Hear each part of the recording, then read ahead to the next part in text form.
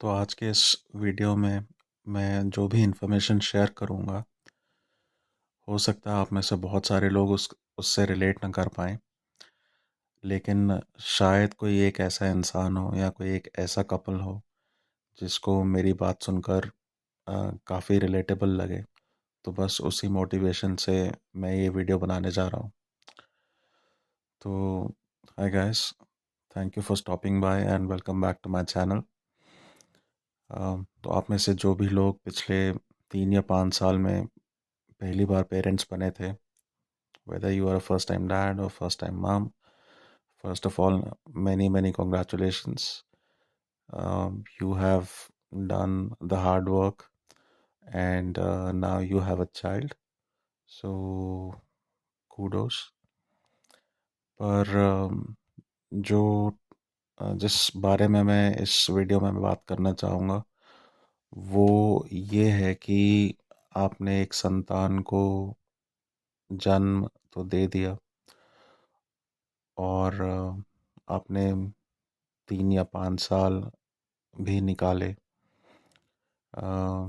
अब आपकी संतान, आपका बच्चा कुछ बड़ा हो गया है, चलने लग गया है, दौड़ने भागने लग गया है, बातें करने लग गया है, और ऑफ कोर्स आपको अ, उनके साथ खेल के, उनके साथ समय व्यतीत करके, टाइम स्पेंड करके, अलग अलग एक्टिविटीज़ करके बहुत मज़ा भी आता होगा, और उनको भी अपने पेरेंट्स के साथ इन्वॉल्व होने में बहुत ज़्यादा मज़ा आता होगा। लेकिन कहीं न कहीं अगर आप एज़ अ पेरेंट कुछ इमोशनल डिस्टेंस फ़ील करते हैं अपने चाइल्ड के प्रति, तो मैं उस समस्या के बारे में बात करना चाहूँगा। तो ये अक्सर क्यों होता है? ये तो बहुत ही एक विचित्र सी बात लगती है सुनने में कि आप ही की संतान है, आपने ही जन्म दिया, और आपको ही एक इमोशनल डिस्टेंस फ़ील हो रहा है। तो थोड़ा समय पे पीछे जाना पड़ेगा इसको समझने के लिए। अब हर कोई इंसान, हर कोई कपल जीवन के किस उतार-चढ़ाव से, कैसे-कैसे मोड़ से गुज़र के पेरेंटहुड की डेस्टिनेशन में पहुँचा है, ये उस पे निर्भर करता है। जिन भी लोगों की जर्नी बहुत स्मूथ रही है, उनके पास आस-पास घर-परिवार था, काम-काज एकदम सेट था, घर में कोई समस्या नहीं थी, आपस में कोई समस्या नहीं थी, तो शायद जो प्रॉब्लम मैंने मेंशन करी है, ये शायद उन्होंने कभी इमेजिन भी ना करी हो और उनको करनी भी ना पड़ी हो। लेकिन आजकल के मॉडर्न ज़माने में हम में से बहुत सारे लोग फैमिली से दूर रहते हैं, करियर के स्ट्रेस में होते हैं, किसी न किसी हेल्थ सिचुएशन से गुज़र रहे होते हैं, और सबसे वर्स्ट चीज़ कि करियर को सेटल करने में या किसी दूसरे देश में माइग्रेट करने में या कोई और ड्रीम प्रोजेक्ट को अचीव करने में आप एक लेट मैच्योर एज में हो पहुंच जाते हैं, फॉर एग्जांपल 35 प्लस। तो एक सेंस ऑफ अर्जेंसी भी आ जाता है। तो अब कारण अनेकों हो सकते हैं कि आप किस मनोस्थिति में थे जब आप पेरेंटहुड की डेस्टिनेशन पे पहुंचे। तो कहीं न कहीं उस मनोस्थिति से निर्भर करता है कि पे निर्भर करता है कि आपका अपने प्रति, अपनी इमोशनल वेलबींग के प्रति कितना एक रुझान था। क्योंकि हो सकता है अगर आपने एक जो आपकी संतान है, उनको कंसीव करने के लिए कुछ जद्दोजहद आपको करनी पड़ी हो सकता है किसी ने मिसकैरेज के साथ डील किया हो सकता है किसी को कोई और फर्टिलिटी रिलेटेड मेडिकल समस्या हो, और वो आईवीएफ या जो अदर प्रोसीजर्स होते हैं उनके थ्रू जा रहे हो।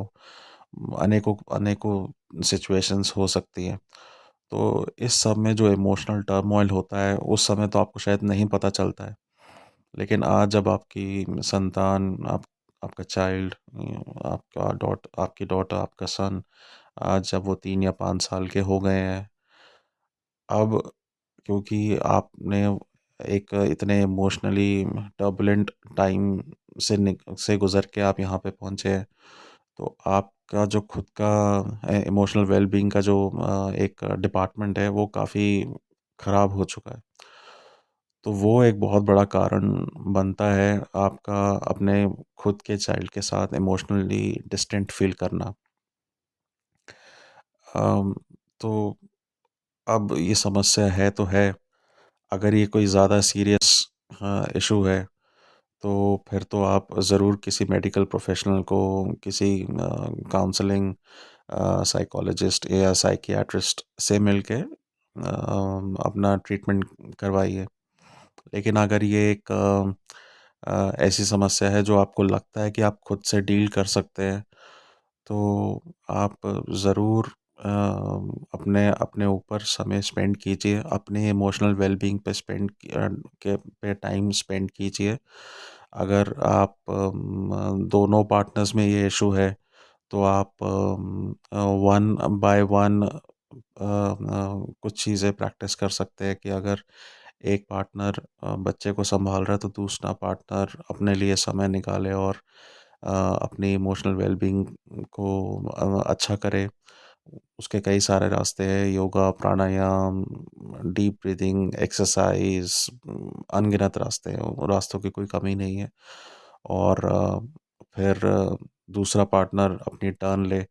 इसको एक जॉब या एक्टिविटी की तरह ही आपको लेना पड़ेगा, क्योंकि बीच-बीच में मैंने भी ऐसा पाया है। और सही बताऊँ तो इससे ज़्यादा दुखद चीज़ नहीं हो सकती कि आपने इतने लंबे समय तक इंतज़ार किया किसी नन्ही सी जान को अपने जीवन में लाने के लिए, और जब वो फाइनली आ गए, अब आपका उनके साथ एक इमोशनल डिस्टेंस जैसी एक चीज़ आपको महसूस करनी पड़ रही है। तो ये बहुत ही विचित्र सी, बहुत ही अजीबो-गरीब सी फीलिंग है। तो अगर ये फीलिंग प्रोलॉन्ग ना हो तो मेरी बात प्लीज़ मानिए और अपने ऊपर ध्यान दीजिए और एक हँसी-खुशी भरा जीवन व्यतीत कीजिए। Thank you for listening. Good night. Take care. Bye bye.